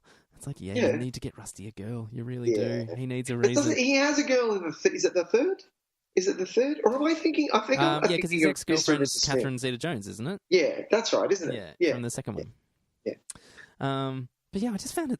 That's true. It stuck out for me, that line. Yeah, it could go that way. Poor Rusty. We hardly knew ye. You're a Rusty, you're my favourite character. Individual. He is. He has a heart. Through the nose for his car. I love his car. Oh, it's pretty cool. 13 million, you come pick me up in this hunk of shit. Yeah, exactly. 13 million. Oh my god! Can I just take a moment? Because yeah, I don't look. I'm not a money driven. I'm not a greedy man. I'd like to think I'm not. I'm not a money driven person. Like I've lived a pretty comfortable life. Yeah. With not a lot of money in my pocket. No. But fuck me, like the idea of 13 mil. 13 million. Whew, I would tell you what, I'd do some of those jobs for 13 mil. I'd be who like barely risks anything. I'd do Bernie Mac's role. Probably Bernie Mac. Yeah, I'd do Bernie Mac's role in this whole thing for 13 mil. I'd even have a good crack at Linus's part. Oh, really? You'd give that a crack? Well, aside from the pickpocketing part. Yeah, you got to be good, Tys. I reckon I could do the other part, though. I reckon I could be the gaming commission guy. Exactly. You can learn. Look, if Jennifer Garner can learn to be a badass in 5 years, you can learn to pickpocket in 2. You'll be fine. Seriously. Every day. Pickpocketing is what a strange. It's an art, man. I've had it. No, I've had it done to me, Tyson. No. I've had it done to me to a guy who was in front of me while he was doing it. It was so back in the days when you remember in the what? So he was in front of you and managed to steal something from you. Yeah, he was a magician. That's how he did it. Like he came across. I was at. I was. I'm obsessed with magic. Tell me all about it. I'm so excited. I was at the Adelaide Fringe Fest, and it was lovely. It was balmy. It was awesome. And me and friends were just hanging out, getting drunk, and these guys came up when I was watching this card trick happen. And after a while, the card trick was fun, and we all got off. And then later on, I saw him at the bar, and I said, and I just started talking to him, and he's like, "Yeah, that's awesome." Anyway, midway through the conversation, do you remember back in the mid-2000s, Tyson, when people wore big leather cuffs around their wrists? Yes. Do you remember them? Yes, I recall. So Nick was a huge fan of them, and he had his favourite one on at the time, and it was big and it was thick. It had to be thick and awesome. And he, midway through the conversation, Tyson, I realised that he was wearing my cuff on his wrist and mine was gone. And I was like, how the fuck did you do that? I was watching him in the middle, and then all of a sudden he turns around and he's got my wallet in his hand. My wallet was in my back pocket, Tyson. My back pocket. That's amazing. Yeah, that's amazing. Intense. So pickpocketing is an art form. It can be taught. Well, he was very good. That sounds like I've got my winter project sorted. Then I guess. You got nothing. What about How do you rate the only female in this car? Julia Roberts, I think, is pretty excellent in this film. I am growing to appreciate Julia Roberts more and more the older I get. I don't think I was ever a huge fan of Julia Roberts when I was younger, yet for some reason I find her just magnetic these days. And whether it's just maturity of my own maturity level and my tastes have changed, but she is something else. Like, she really is, and she knocks me out of the park every time. Yeah, she's and so it good wasn't in this. until I've always been a fan of her from Pretty Woman to Erin Brockovich was okay. I understand that she got the Oscar for that, and sure, that was fine. But I preferred her in other roles. Sure. But the one that recently that made me go, fuck yeah, she's still got it, and she's still amazing, is August Osage County. We talked about this, yeah. She goes toe-to-toe with Meryl, and Jesus, it's fun to watch because that movie is literally nothing but dialogue. There's no pull away. You don't get a landscape shot to set the scene or anything like that. It's no action sequences. All the action and with dialogue, and it's just fucking awesome. But yeah, she's so good. I love it. Yeah, I think she's really excellent in this. She does exactly what she needs to do, but she's believable enough. And she has a certain amount of just unfakeable class. Yes. That I think is really important for this role. Like that whole moment where she comes down the stairs and Lana says, "This is the best part of my day." We have to believe it. It needs to be. She needs to be someone that would turn heads just by walking down a staircase, and that's not just about being attractive. It's so much more than that. Like it's grace and it's class and it's all that kind of stuff, and she really has it. Confidence. Absolutely. So she's got it in spades, and I think she's really great in this. I secretly hope she's in Ocean's 8. I really do. Cameo, that'd be great. Yeah, I think a little hidden secret character that maybe she's in Ocean's 9 and then sneaks in, like she becomes one of the crew. I don't know, something like that. That would be cool. I would be absolutely up for that. Yeah. I also like that she gets to pretend to play herself in Ocean's 12. Yeah, that was a bit weird. It is weird, but I think it's really fun. I think it's really clever and funny. And she you can see that she really enjoys it. And she seems like a weird unit, Julia Roberts. I can't quite figure it out. I don't know. Like, you could tell me if you said to me that I met Julia Roberts and she was batshit crazy, I would probably believe you. Do you know what I mean? Like, I can't get a read on her at all.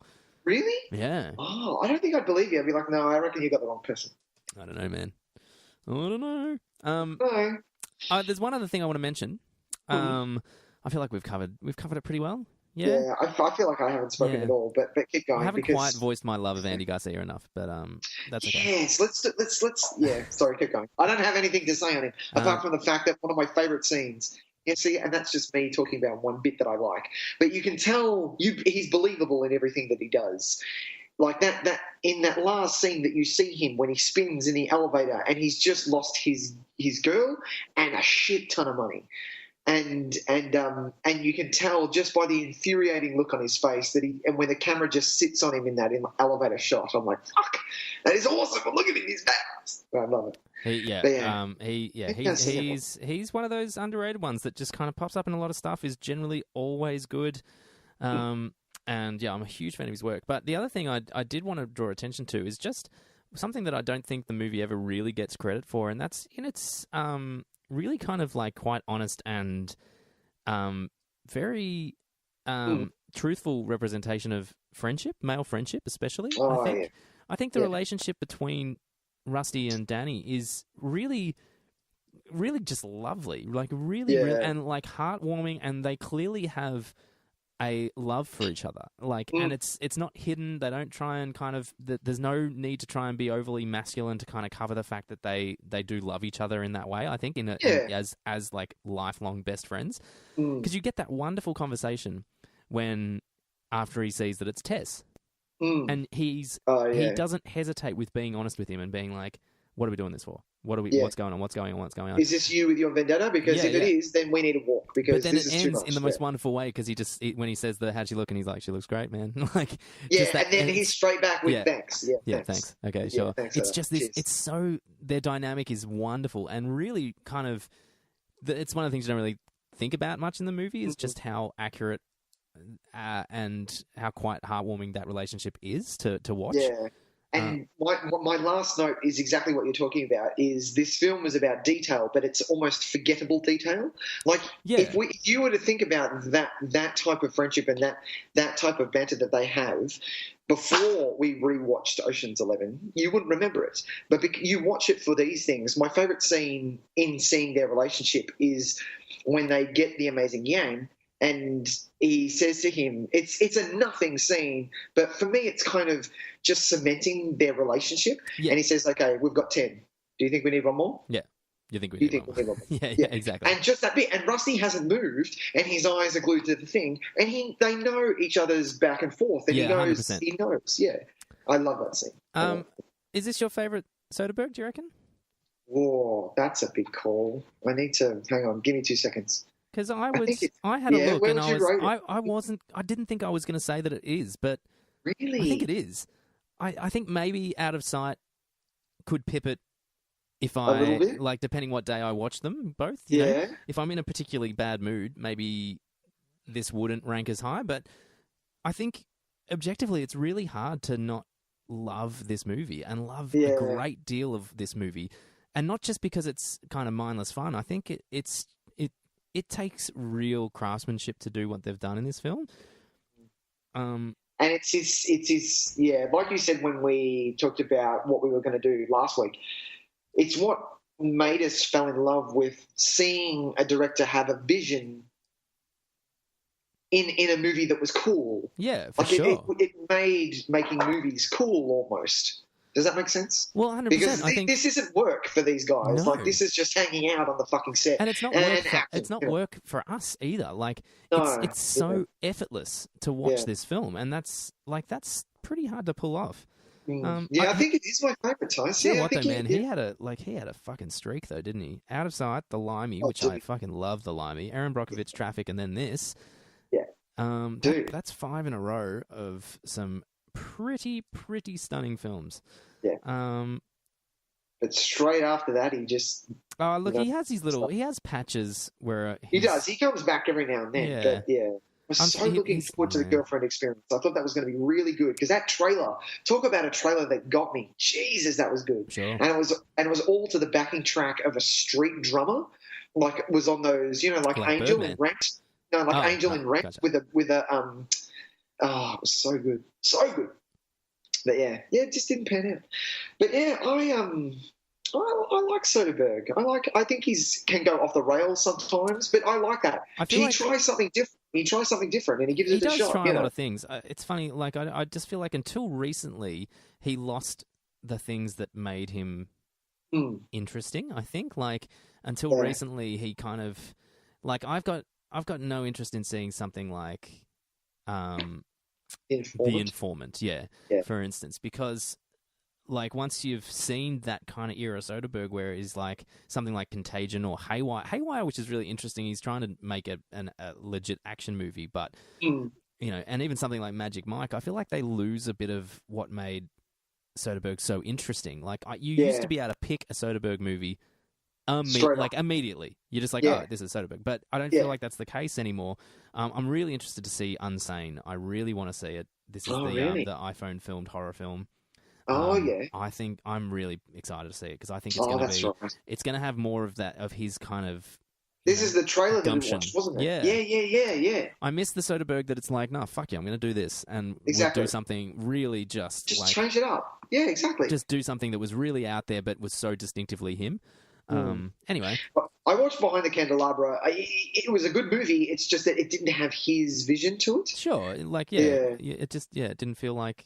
It didn't feel like this era Soderbergh. And I miss this era Soderbergh. I really do. Yeah, exactly. All right, well, I think that's going to wrap that up for us, Nicholas. That was good, Tys. That was good. Why don't we go on to some... Well, that was fun. Good conversation. I enjoyed that. You like that? Yeah, it was fun. Let's move on to what did you watch this week? What did you watch this week? Do you want me to go first? I'll go first. Let me just double check to make sure I don't miss anything. Well, I'm going to take this opportunity to actually just, I'm going to do a bit of a plug. Nice. And it's because I was just recently on an episode of a different podcast, a podcast called Cinema Crowd, hosted by Dom Hennequin. Nice. And Dom invited me on to do a segment where he wanted to discuss films that you need to see before you die. Which is obviously a very, subjective list. But I thought I would contribute my own little portion to that list, and we had a fun little chat about the film that I did happen to watch not that long ago, and that was Pan's Labyrinth. Nice. Yeah, a movie that I think totally up there. Yeah, totally agree. And this most recent watch was I was a little distracted because it was kind of like I knew I had to run away straight away to go there and do the recording and stuff, and but it's amazing how much that movie can just make me stop in my tracks. Like I'd be sitting there and I'd get up to do something while it was playing and be half watching it, and then I'd find myself just standing in the middle of the living room watching it and being like, oh fuck, and then continuing what I was doing. I find it absolutely riveting. I think it's beautiful. I think it's his best movie by a country mile, and I love Pacific Rim, but it doesn't compare. No, I liked Shape of Water, but it does not compare. I think because you're building on both the fantasy and the reality of what's actually happening. Like it's so intense, and then when the penny drops at the end, like you just tears. It is. It's really devastating, and it's not. It doesn't feel manipulative. No. The performances are all incredible. It's one of those very few. I say very few, but that's not fair. It's one of those great movies where the awareness of subtitles disappears almost immediately. You see the subtitles pop up and you go, oh, that's right, yep, subtitles, cool, Spanish language, got it. And within a minute, and then you don't care. They're irrelevant. You're doing what your eyes have to do because you're so engaged. Yeah. And that is not always the case. Like I know a lot of times where I've got subtitles on and I'm like, I just wish I wasn't fucking reading these things because I'm missing. Missing out. I feel like I'm missing facial something. Emotions. Yeah, but exactly. There's something about the way this film works that your eyes are so quick to absorb the information in the subtitles that you're just so engaged you don't even notice it. It's just amazing. It's brutally violent in a really surprising and kind of gut-wrenching way, which isn't always done effectively. I think when people try to do, we're gonna really show violence and really kind of make it really heavy, and it takes a certain I don't know whether it's the sound design or it is the matter-of-factness of it in this, but there are some moments of violence that are just shake you when you watch it. So for me, ultra-violence is what Pan's Labyrinth is, not what Kill Bill 1 is. Sure. That's not ultra-violence for me. Kill Bill Volume 1 is just violence. It's basic violence. That's slapstick. Do you know what I mean? Yeah, exactly. But even when certain directors try to show it, and they want to do it and really show the true violence, I think that sometimes they can get lost in the kind of the theatrics of it. And but it doesn't need to be theatrical. No. If you make it too theatrical, you're going to ruin it. Yeah. And this doesn't at all. There's a scene early on with a farmer and a bottle that is just ruins you. And the creature design and all the actual fantasy elements are still really, really effective, gross, scary, intriguing, beautifully designed. Performances are stunning. And there's a lot going on in it. It's the kind of movie that you can watch and discuss and break apart and find so many layers and nuances to it. And that's what I fucking love, man. So, it was a real joy to watch that again. And if you haven't seen it, I cannot recommend it enough. One of the movies to watch before you die. Absolutely, 100%. It's definitely one of mine, for sure. And I was very happy to contribute that to the list. So if you want to hear me talk a little bit more about that, have a look online. What was the podcast called? The podcast is called Cinema Crowd, hosted by Dom Hennequin. Guest starring on that episode was also a friend of this podcast, Jemima Bucknell, who Jemima's been on a couple of episodes with us, and she was awesome once again. We had a little bit of a repartee happening over a few differing opinions, I will say. Nice. Which is always fun with Jemima. She's incredibly smart and very well spoken, so it's always difficult when you disagree with her because it's like, oh no, I'm not going to voice my opinion anywhere near as eloquently as you just did. So she's awesome fun as well. So it was really good fun. So check that out. I think you can just find that on iTunes or wherever you get your podcasts. If you search Cinema Crowd, you'll be able to track me down. Cool. What did you watch, Nick? I this week finally watched a film. Oh, thank God. I never get to watch anything anymore. I love you, Clark, but Jesus, you heard me. I watched a 2017 film called My Friend Dahmer, which is which is sort of obviously based on Jeffrey Dahmer, the serial killer. My wife and I are true crime fans. We listen to a bit of true crime podcasts and just relishing what makes a serial killer this messed up. It was directed by Mark Myers, which is he's early days and Tys. Sorry, I'm back. It's early days. It's only his 7th film, and look, it's fine, but it was written from the point of view of a guy who friended Dahmer before any of the killings happened when he was in high school. So it's the high school years of Jeffrey Dahmer pretty cool. Kind of what he got up to and all of those things. The guy who plays Dahmer, I don't know him that well, but he's very Disney. Ross Lynch. He's been in a lot of Muppet movies. Right. Yeah, but it was quite good. It set the tone pretty well. It didn't, knowing the facts that me and my wife knew, it kind of played with those things a little bit just to make the movie a bit more suspenseful, which is fine. But so it doesn't go into any killings at all. It ends with him because the first kill that Jeffrey Dahmer did was a hitchhiker who was topless. A topless guy coming back from a band, and the movie kind of ends on that, but throughout it you see him struggle with the fact that yes, his family life wasn't that great, but it doesn't really make us feel, you almost feel sorry for Jeffrey Dahmer, which I don't think it should. Well, you can take that view if you want to, but I don't. There's nothing wrong with a movie trying to humanize someone for the sake of an interesting narrative. I don't think anyone's going to come away and go, oh, maybe that Jeffrey Dahmer wasn't such a bad guy. I think it's just interesting to provide, different context to characters in a narrative sense. For sure, go nuts. I think also as well, out of all the serial killers that this world has unfortunately produced, Jeffrey Dahmer is one that you can kind of feel sympathy for, only because he didn't know what was going on with his body. He was living in a time where homosexuality was kept in the closet. So he didn't know what was going on with his body and all of that stuff and all of these things that he was feeling. But then from that, if a small child is torturing animals, you kind of keep an eye on them, so to speak. But that's like the golden rule, isn't it? Yeah. If you can't show empathy towards animals, then there might be something a little fucking wrong with you. It's one of the three, Tyson. If you don't show sympathy for animals, if you're a bedwetter, and what is the other one? Fuck. My wife's going to kill me. Why is bedwetting part of it? What is that? What's that? I don't know. It's not a thing. It's not a bad thing. But if it is done, if you're cruelty to animals and you're bedwetting, so it's correlation. It's kind of like it's kind of just a coincidental correlation, is exactly. it? Okay. Yeah.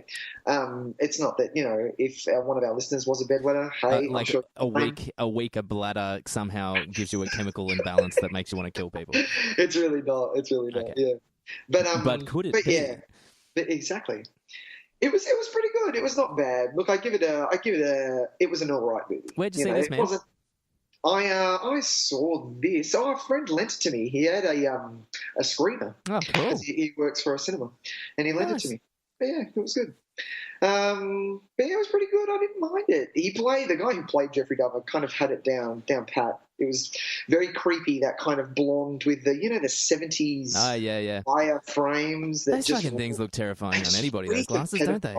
They just look horrible. Yeah. They look so horrible. horrible. Looks like a fucking serial killer when you wear those things. Or a pedalist, seriously. Yeah.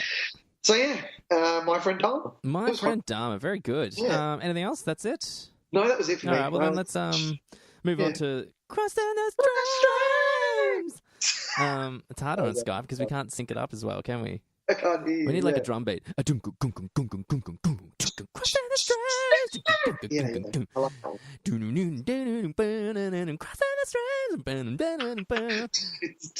Yeah, that's it. Yeah, that was sick. Someone record that. Someone make it a real thing. Do it. Do it. Make a remix out of it. Someone remix it. Oh my god. Yeah. It just made me so happy because then I don't have to do it. And I've been putting off doing it for 63 episodes now, so it's never gonna happen. Oh, I love it. Leave it. Maybe for episode 100, I'll do like a full 3.5 minute song of Crossing the Streams. It's gonna be fucking sick. Why don't you go first, Nicholas? All right. Mine, because of watching George Clooney, it made me want to do three things when watching Ocean's 11. One was watch Ocean's 12 and the other was rewatch Oh Brother, We're Out There. Oh, nice. Cool. Oh, Tyson, have you seen this movie? Do you know what?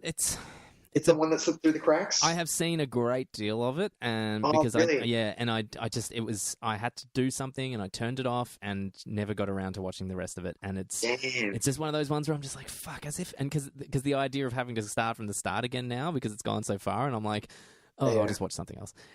The human brain is a very funny thing, Nicholas. It makes you do some strange things. Very particular. I'm the same, but I'm kind of the opposite because if I stop a movie or an episode or anything, my wife goes, we can start it from where we were. I'm like, no, we have to do that whole intro again. She's like, are you kidding me? I'm like, yeah, no. We're watching that full half an hour again. She's like, oh, for fuck's sake. Nice. But yeah, Oh Brother, We're Out There. Obviously, Coen Brothers film. 2000s, and this thing is just it took me a while to kind of get into the groove of this thing. It's set in the deep south of 1930s, and it takes on you see three escaped convicts kind of trying to find a treasure, but it's not really on that. It's just it's a journey of these three guys, and it's just the comedy is up there. It's just awesome. It's just one of my favorite movies, and just with the music in there as well. It has little music sections that I just love. This song, this soundtrack is on a loop for me sometimes when I'm at work, and it's awesome. The soundtrack is amazingly good. Yeah. I'm actually more aware of the soundtrack still, even without having seen the whole movie. I adore that soundtrack and will listen to that anytime. So, I really enjoy this, like we were talking about before, this version of George Clooney. I am a big fan. And so I'm It's very rare that you get an actor who knows how to do quite serious and comedy very, very well. Like you either get an actor who either is strong at one and a little bit, a little bit okay at the other. But George is good at both. He really is. He's very versatile. I feel like we'll look back on him in later years when he kind of has drifted away into kind of old man irregularity with his film making. Yeah. I think it's only then that we're going to look back and really kind of appreciate just what an incredible actor he was. I think we take him for granted because he's just so charismatic. and it all comes so naturally to him. But God, he's very, very good. And a really good director, for crying out loud. Like, yeah, look, he's had a few misses, which is a bummer because I think he's good. I think he's good too, and I'm waiting for that. I'm waiting for that real that show of promise from Good Night and Good Luck and Confessions of a Dangerous Mind. That they showed so much promise that he hasn't quite lived up to since then. And so I'm waiting for him to really knock one out of the park again and just prove that they weren't a fluke. Yeah, man. And this is everything that comes with a Coen Brothers movie. You've got the cinematography with their brand of comedy is very different. I know that you'd be pressed to find my favorite comedy. I think it's The Big Lebowski of theirs, but that's really close with Fargo and Oh Brother We're Out There. Very similar as well. Although Oh Brother We're Out There isn't as strong a comedy element. It has comedy elements in there, but yeah. Well, I mean, you could say that about, aside from the very clear comedies like Intolerable Cruelty or Lady Killers, maybe. Burn After Reading. Even Burn After Reading. It's a comedy, but it's got some real fucking...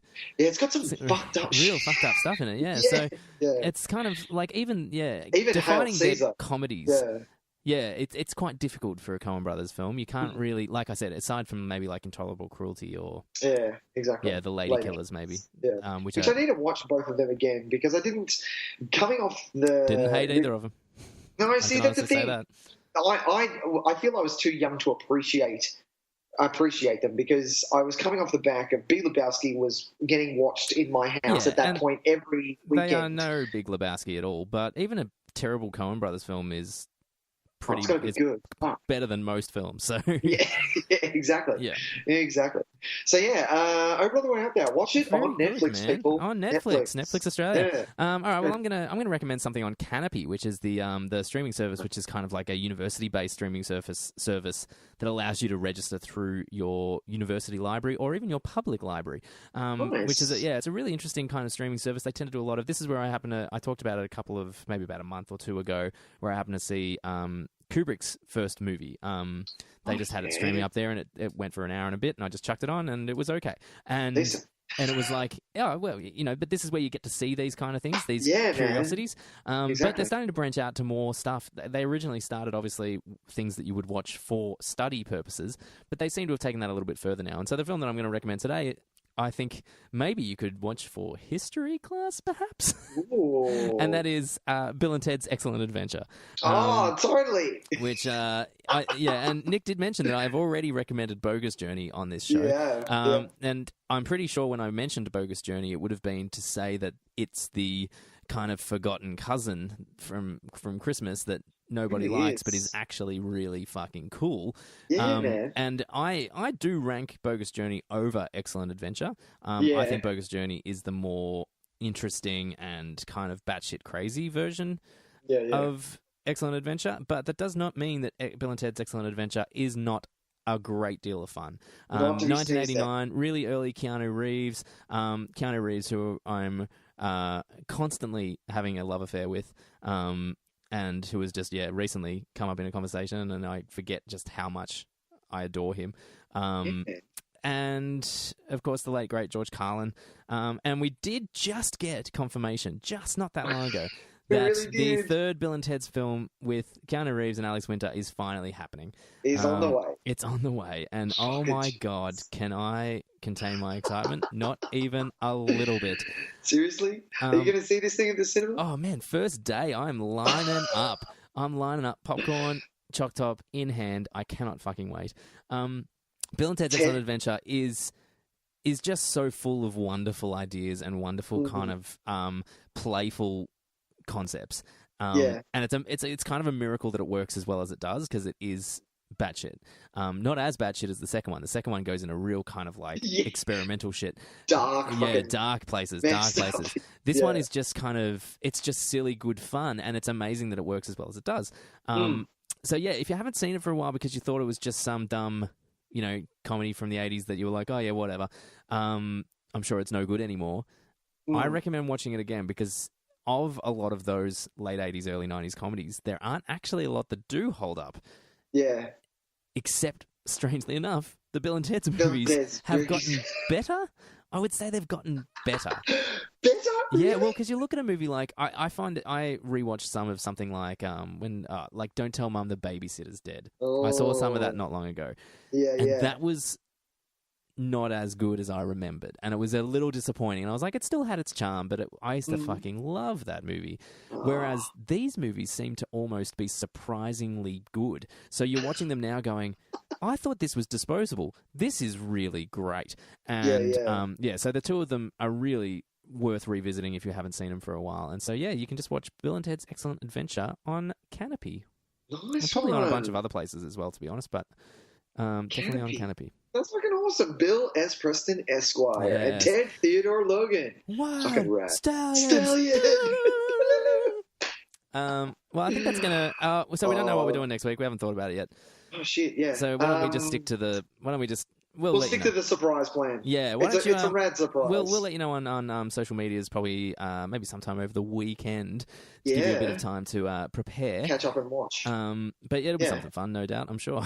Absolutely. As if it won't be. Come on. Exactly. So, Nick, why don't you tell people where they can find us?